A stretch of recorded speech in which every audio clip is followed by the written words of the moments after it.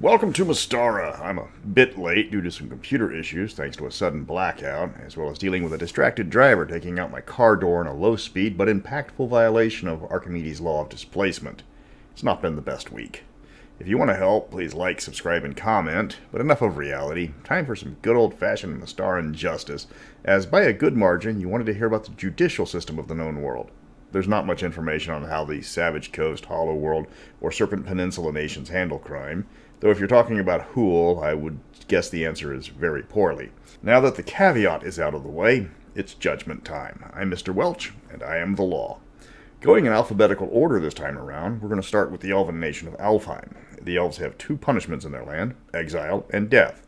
That is, if you're an elf. Crime is rare, as the elven lifestyle largely allows people to live as they want. When outsiders came to Alfheim town, that's when crime began to emerge. The elves normally just shunned wrongdoers. The silent treatment does wonders for the Sylvan elves, but when you got filthy humans and even worse, dwarves arriving to do trade, the elves had to come up with punishments for them. For minor crimes, the offender has to pay a fine. For major crimes, the offender is exiled from the nation upon pain of death. Since most visitors to Alfheim are traders, both of these are sufficient enough to discourage naughtiness. Alphatia's punishments are all over the place. Their laws are wildly inconsistent. Crimes like public drunkenness or brawling will get you pilloried in places like Vertalock, but that wouldn't even draw a second glance from the constables in ne'er-do-well. The law also diverges along the lines of class. A noble assaulting a commoner is considered a misdemeanor, while the reverse is almost a capital offense. For that reason, most crimes have two punishments. The nobles are fined and the commoners are enslaved. The more severe penalty is assigned if the victim is the same or higher class. A noble killing a noble draws a steep penalty. For the worst crimes, the penalty is a magical curse. The more horrific the crime, the more horrific the curse. Magical scrying is the norm for Alphatian trials. If someone is shielding their thoughts, then obviously they have something to hide. All forms of divination magic are used to determine the truth in major cases. The courts aren't going to waste a spell on a minor crime. Etrugan, as always, has multiple approaches to the topic because of their different tribal cultures. For the Tiger clan, the law is don't upset the priesthood or you're going to get sacrificed. Those that have the favor of the priests can do whatever they want. Those that become a problem go to the altar. For the rest, the laws and punishments are fairly laid back. Several crimes like theft are alien to the communal Etrugan, and other crimes just get a public scolding. Only for major crimes like murder and rape is the punishment severe, which involve either public execution or exile from the clan, which for most is a death sentence in its own right. The Turtle Clan has its own set of laws for outsiders, with fines and exiles enough for most crimes, and death for the worst offenders. Fortunately for the Turtle Clan, the traders that visit them on a regular basis tend to behave themselves, and crimes like murder are unheard of so far. Capitalistic Darrican looks at crime as a business expense. With the exception of murder, rape, and treason, all other crimes are punishable by fines. The three exceptions all draw the death penalty, as the Republic does put down mad dogs rather harshly. Those that can't pay their fine are put on work crews for the specified amount of time to pay off their debt to society. This keeps the roads maintained and the cities cleaned. Once the debt is paid off, the convict is returned to normal life without stigma. The reason for most crimes being punished by fines is that the nation has a monetary wealth keyed to political power. The more someone is worth, the more power they can hold in the government. Reducing a person's monetary wealth reduces their legal standing in the nation. Darrican also has a civil court system, which is in part run by the diplomatic corps to try to find an agreeable conclusion to the dispute. Participants in the civil trial can skip the mediation, but that is reflected badly on if the case goes against them. Ethengar has two punishments, caning and death. They have no real cities, so there's no prisons. Their wealth is largely given to them by the Khan, and he can always take it away for any reason. So for minor crimes, the punishment is getting beaten with a cane until the offended party feels justice is served. For major crimes, the punishment is death. It's a simple system, and for the Ethengar, it's the only system. The Great Khan also has his own set of laws, which he can change on a whim. The penalty for breaking those is almost always death. But if he becomes too draconian, then his people will revolt and replace him. The Five Shires are a strange case because the Hen approach life differently depending on how old they are. As youths, they go through the Yalaran stage, where the need to adventure is overwhelming. Once they grow older, they settle down and welcome the happy domestic life most people expect of the Hen. Because of this, the Shires have two sets of punishments. Every crime can be punished by assigning the offender a quest to complete. The worse the crime, the harder the quest. If the crime was done out of sheer evil, then the punishment is death. This also applies to the tall folk living in the Shires, though by tradition their quests are typically much harder. Since older Hen aren't going to be committing crimes, the majority of the punishment is reserved for the wilder Hen youth. Now we come to the part a lot of people wanted to hear about, the torture porn that is the Glantrian judicial system. Magic is used in all aspects of the investigation and the trial. A suspect can expect to be mind probed at the least, and more than likely magic will be used to extract a confession if possible. The truth can be determined later. Glanturing punishments are creative, vindictive, and often sadistic in nature. If a thief's hand is to be removed, they don't cut it off with an axe, they dissolve it with green slime. Clerics are fed to black puddings. Traitors are used for spell practice at the Great School of Magic.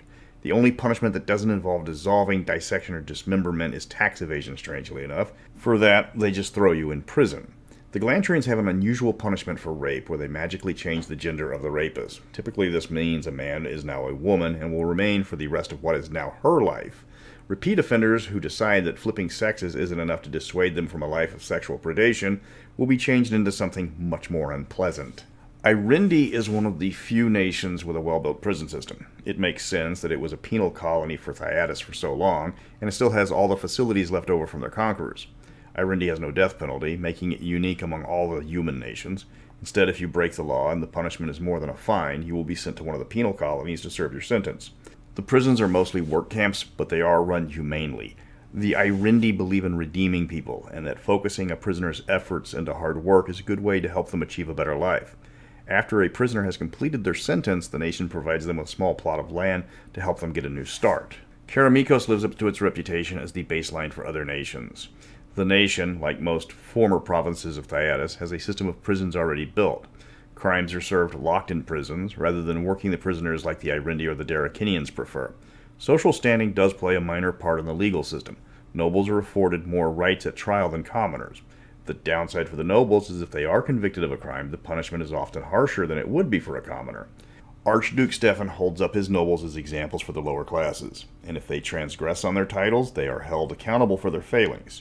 Stefan is a relatively new leader, but he is a fair one and applies the law equally to both nobles and commoners, as well as Thyacians and Traladarans. The Minorithad Guild's system of justice tends to be quite harsh. Steal from someone and they cut off your hand. Incite a riot, they cut out your tongue. Cheat on your taxes and they break out the cat of nine tails in the public square. Slander someone and spend the next few weeks locked in a pillory. The rest of the punishments tend to be rather fatal, with the exception of fraud, which draws a prison sentence. The nation has a long history of piracy, and their judicial system reflects on this influence in their punishments.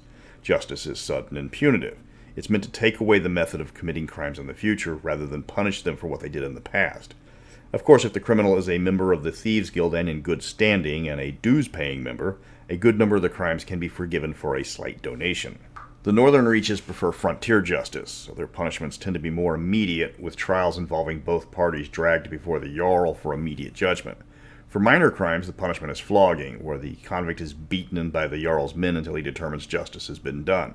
For other crimes, the punishment is forced servitude to a Jarl, either as a conscript in Vestland and Soldefjord, or being reduced to a bondsman in Ostland. In Ostland, the service is for life, or until the Jarl decides you've done a deed worthy of redemption. For Vestland and Soldefjord, the punishment is normally for a specific term of years.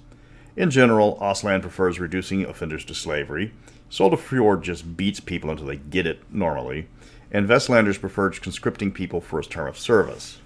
The dwarves of Rockholm have a well-established legal system, as one can expect. Their laws are codified literally in stone, and all are expected to know them. Ignorance of the law in Dwarven society itself is often a crime. Dwarven punishment for minor crimes are harsh, usually with the offender being exiled from the nation. For more severe crimes, the sentence is also final, with death or life imprisonment being the typical punishments, though exile is an option. Dwarves have a strange type of justice that doesn't make sense to a lot of outsiders, that being the punishment of inactivity. It's quite the opposite of slavery. The offending dwarf is not allowed to perform any type of physical work.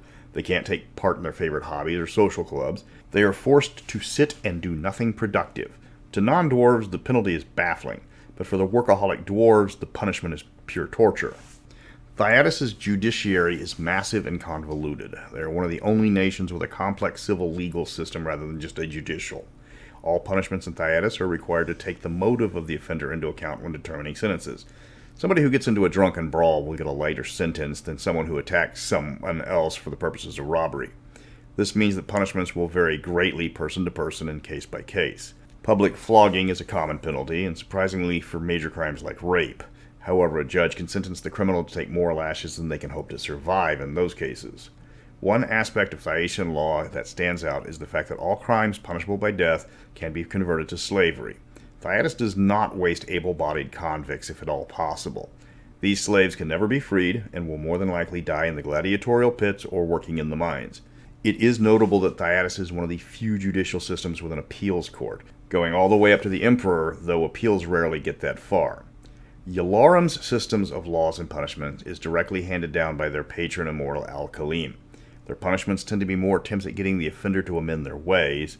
While the more severe crimes are punishable by death, including tax evasion, most of the other crimes are punishable by public censure or flogging. The punishments are intended to get the wayward individual to change their ways more than just seek vengeance for their crime. Criminals who suffer censure will be visited frequently by clerics to help them understand their crime and how to compensate for their failings. The truly repentant often have their sentences reduced or commuted at the cleric's recommendation.